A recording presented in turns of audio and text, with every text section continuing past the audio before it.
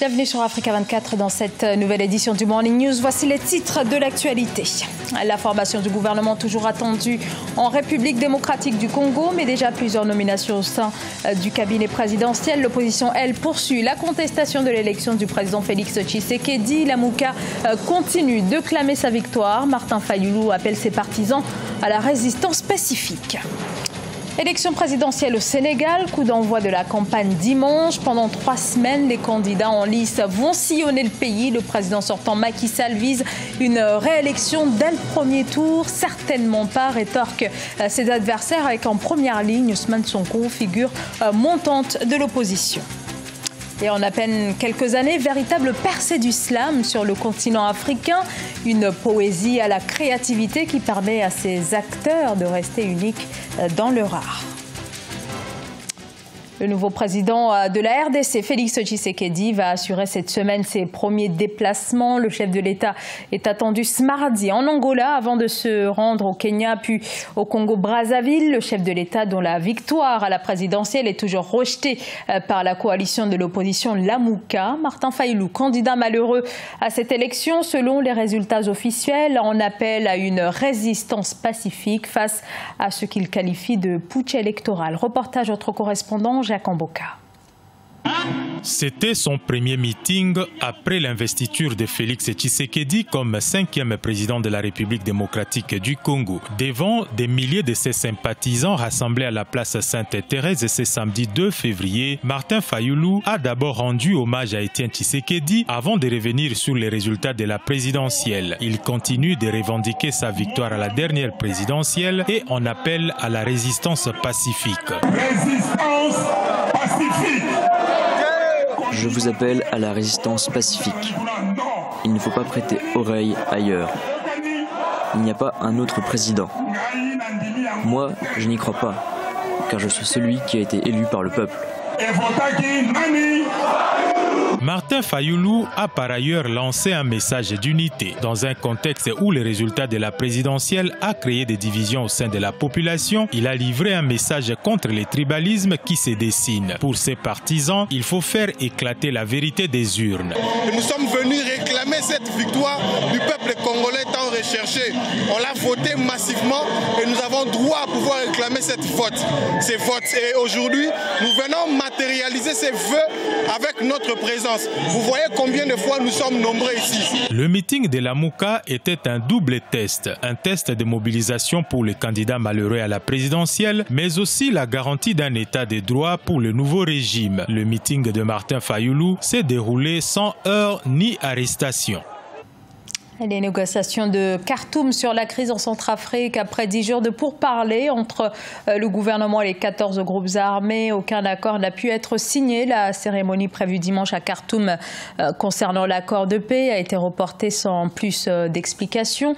Les parties prenantes au conflit devaient pourtant parapher ce texte sur lequel elles se sont entendues samedi. Au total et en 5 ans de conflit, ce sont 7 accords de paix qui ont été signés sans qu'aucun n'aboutisse à mettre fin à cette guerre en Centrafrique déclenchée en 2013 avec des milices qui contrôlent aujourd'hui 80% du territoire.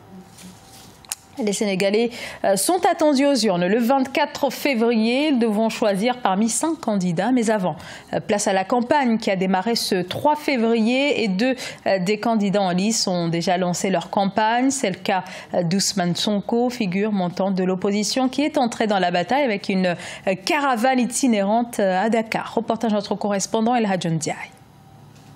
C'est par une caravane dans les rues de Dakar que le candidat de la coalition Sonko, président Ousmane Sonko, a ouvert sa campagne ce dimanche 3 février.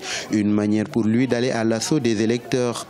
Ensemble, nous allons inscrire sur les livres d'or des lettres de noblesse de cette nouvelle page de l'histoire du Sénégal. Une fois élu à la tête du pays, il compte entre autres supprimer les fonds politiques, le HCCT, le CSE et le Haut Conseil du dialogue social. Que rien ne vous épouvante. Concentrez-vous sur l'objectif. Allez à la rencontre des populations qui nous connaissent et nous apprécient, qui connaissent notre discours, qui attendent depuis 59 ans ce changement en profondeur. Nous avons une chance historique d'y parvenir. Inch'Allah, nous allons y parvenir. Nous n'avons pas besoin de milliers de milliards pour y arriver, parce que nous n'achèterons pas des consciences. Nous avons besoin plus de convaincre que d'acheter des consciences. Natif de Thiès, une des régions du Sénégal, Ousmane Sonko participe pour la première fois à l'élection présidentielle. Âgé de 45 ans, cet inspecteur des impôts de formation est devenu député après sa radiation de la fonction publique pour manquement aux droits de réserve. Sonko est devenu au fil des mois l'une des figures majeures de l'opposition sénégalaise.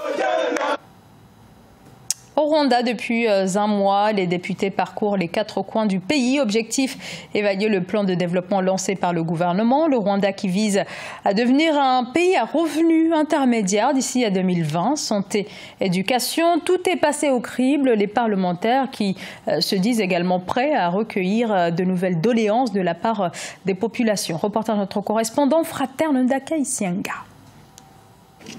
Le programme d'évaluation parlementaire de tous les secteurs administratifs du Rwanda a commencé le 5 janvier et prendra fin le 15 février 2019. Pendant plus de 2 mois, les députés vont évaluer le niveau de mise en œuvre des programmes de développement afin de faire des recommandations au gouvernement. Cette fois-ci, nous visitons les centres de commerce. Nous voulons savoir s'il y a toutes les infrastructures nécessaires pour permettre aux citoyens d'accéder aux services bancaires, par exemple, ou si la technologie est utilisée dans l'octroi des services, mais principalement si les règles d'hygiène sont respectées et s'il y a des centres de santé. Dans le district de Musanze, au nord du Rwanda, une équipe des parlementaires a visité un centre de développement de la petite enfance, un centre de santé et plusieurs activités économiques dans le centre commercial de Usogo. À la fin de leur visite d'évaluation, l'occasion a été donnée aux habitants de présenter leurs doléances. Nous sommes très contents de recevoir nos députés. Moi, je n'avais jamais vu ça. Cela nous encourage de voir nos dirigeants nous approcher. Par exemple, nous avons ici un problème d'érosion causé par une mauvaise canalisation de l'eau de pluie qui vient des montagnes et il y a une solution à ça. Les députés nous ont promis le plaidoyer en notre faveur. Selon le rapport de la 5e enquête intégrée sur les conditions de vie des ménages publié en décembre 2018, le Rwanda a connu un minime changement du taux de pauvreté depuis 2014. Selon les autorités rwandaises, il faudrait résoudre le problème de la mise en œuvre effective des programmes de développement. Dans l'actualité également, l'Égypte qui prévoit de finaliser son plan de réduction de la dette à moyen terme avec un objectif fixé d'ici mars 2019. Dette publique dont le ratio est descendu à 97% du PIB à la fin de l'exercice fiscal 2017-2018 contre un taux auparavant de 108%. L'Égypte qui a également enregistré une baisse du poids de sa dette extérieure qui se trouve actuellement dans les niveaux de 30 à 50% préconisés par le FMI. Ils ont en commun le goût des mots qu'ils clament et chantent parfois à travers le slam, un art à part entière dont l'engagement des textes et de ces poètes d'un nouveau genre reste l'une des principales caractéristiques. Illustration en Côte d'Ivoire dans ce reportage d'Oliva Diakoto. La révolution entamée en 2013 par le collectif au nom du slam pour valoriser le slam en Côte d'Ivoire semble porter ses fruits. Ce sont une dizaine de spectacles organisés désormais chaque année par les slameurs drainant plusieurs milliers de spectateurs. Le slam aujourd'hui en Côte d'Ivoire a quitté son état embryonnaire pour entamer sa phase de croissance. Et la phase de croissance évidemment nécessite beaucoup de moyens, beaucoup d'investissements, beaucoup de sacrifices. Et je pense qu'on a les compétences, on a le talent pour le faire. Placide Kona et Ariel Menelik, là-haut figure de pro de l'école des poètes, font partie de la génération montante du slam en Côte d'Ivoire. Le premier, très engagé, déclame beaucoup les tares de la société. Le second, quant à lui, réconcilie davantage les Africains avec leur culture dans cette mondialisation. Je parle des thèmes de société, la souffrance, la misère et l'identité noire, africaine. On regarde la société, on s'inspire de tout ce qui se passe, tout ce qui est mauvais et tout ça. Voilà, pas qu'on cherche seulement tout ce qui est mauvais, mais quand c'est bon on dit, quand c'est pas bon on dit. Si nous voulons être des hommes, nous devons être à même d'aller puiser dans nos traditions. Et ce que je fais, je me retrouve à mi-chemin, c'est ce qu'on me dit, à mi-chemin entre le modernisme et la tradition. À ce jour, la Côte d'Ivoire compte officiellement environ une centaine de slameurs. Ces derniers ambitionnent de créer une fédération du slam pour promouvoir davantage cet art particulier. Ce journal a été réalisé par l'ensemble de la rédaction. Merci de votre fidélité. Dans un instant, une nouvelle édition de l'actualité sur Africa 24.